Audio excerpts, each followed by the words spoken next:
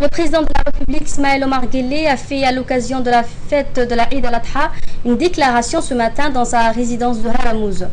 Après avoir présenté ses meilleurs vœux de bonne fête au peuple djiboutien ainsi qu'à la communauté musulmane du monde entier, le président a félicité les pèlerins qui accomplissent, a-t-il dit, leur noble devoir religieux. Il n'a pas manqué ensuite d'implorer Dieu et sa grâce pour exaucer nos vœux de paix, de prospérité et de développement. Le président a également souligné que c'est avec l'appui de la population que le développement souhaité sera réalisé. Écoutons le président. En cette heureuse occasion, il m'est agréable de présenter mes vœux de bonne fête de la Eid al-Adha à vous, chers frères et sœurs, ainsi qu'à toute la communauté musulmane du monde entier.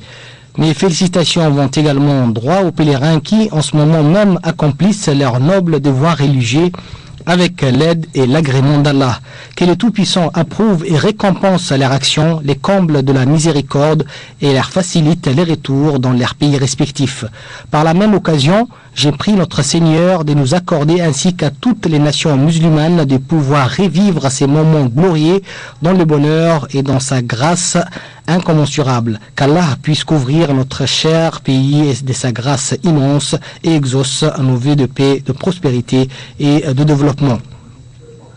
Le gouvernement est aujourd'hui et plus que jamais engagé à redoubler d'efforts pour régler les problèmes au quotidien des citoyens, accorder le plus d'intérêt à leur sort, mettre un terme aux fluctuations des prix, réaliser encore plus de projets et relativement à créer des opportunités d'emploi à nos jeunes.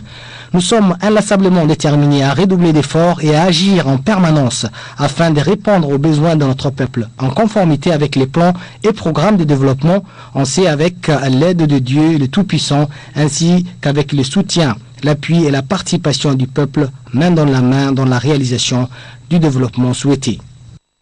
Poursuivant son discours, le président de la République, Ismaël Omar Guelleh, a évoqué le terrorisme et l'extrémisme qu'il a qualifié de phénomène endémique. Il a également rappelé que notre pays s'associe à exhorter la communauté internationale à redoubler d'efforts en vue de lutter contre la piraterie et le terrorisme. Et c'est dans ce sens que le président a ajouté que Djibouti participe aux opérations de sécurité en Somalie aux côtés des forces africaines déployées dans ce pays. Réécoutons Abdelrahman Mohamed qui nous a traduit les propos du chef de l'État. Tous, les peuples arabes et islamiques sont aujourd'hui confrontés à une situation critique et sont, hélas, victimes du phénomène endémique du terrorisme et de l'extrémisme. Cette tempête baptisée des mouvements islamiques a entraîné les pays dans les chaos et les a conduits dans les conflits sans fin à la solde des innocents. La détérioration gratuite des conditions de vie humaines, la destruction massive des milieux urbains et des infrastructures qu'occasionnent ces heures laisseront des traces dont l'histoire s'en souviendra et freineront avec des conséquences ultérieures plus graves le développement de ces derniers. Devant l'escalade de ces violences, Djibouti s'associe aux voix qui exhortent la communauté internationale à redoubler d'efforts pour restaurer la paix, lutter contre ces fléaux, notamment la piraterie et le terrorisme. C'est d'ailleurs dans ces contextes que s'inscrit notre participation active aux opérations de sécurité des forces africaines déployées en Somalie afin d'aider les Somaliens à faire cesser les violences et se reconstruire, on l'espère, pour un lendemain meilleur. Je ne manquerai guère de saluer et de féliciter chaleureusement nos forces armées qui, fidèles à leur patrie, animées par le sens du sacrifice et du dévouement et dans l'exercice exemplaire de leur métier, œuvrent aux côtés de leurs frères d'armes dans les processus de paix en Somalie.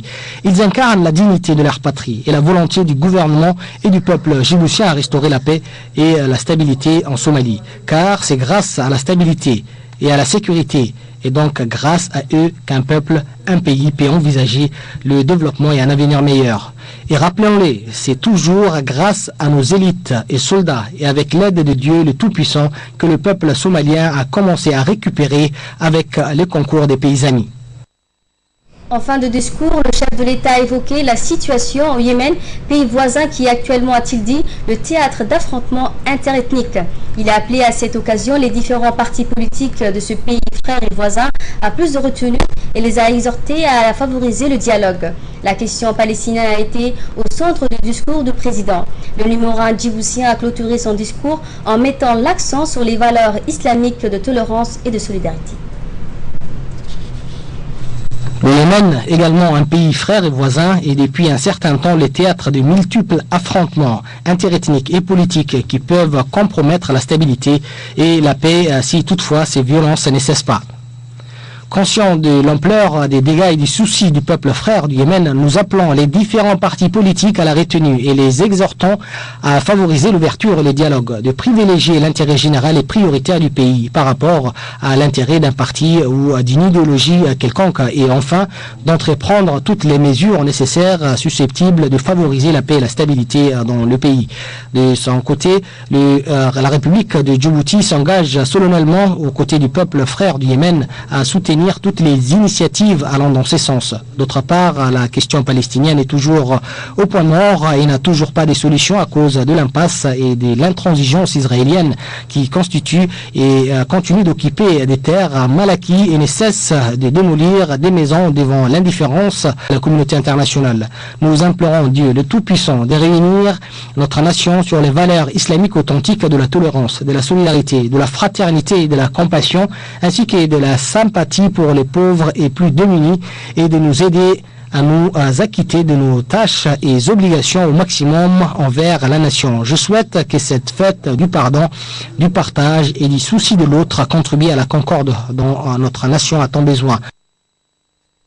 Le président de la République, Ismaël Omar Guelleh, échange ces jours-ci les meilleurs vœux d'Aïd al-Adha avec ses homologues chefs d'État et de gouvernement des pays frères arabes et musulmans.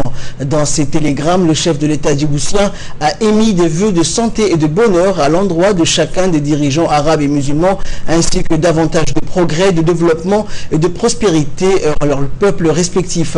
Je forme le vœu d'un recul des tensions et conflits engagés sur le fondement de convictions religieuses, a écrit le président Guelleh, souhaitant l'émergence d'une plus grande complicité et complémentarité entre la communauté musulmane et les autres composantes culturelles du monde.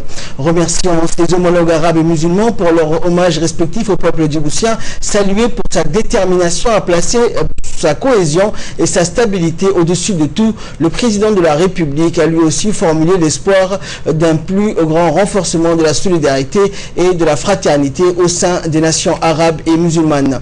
Je forme également le vœu d'une plus grande coopération et entraide entre nos nations, a indiqué le chef de l'État djiboutien, réitérant ses meilleurs vœux d'Aïd al-Adha à tous les musulmans du monde entier.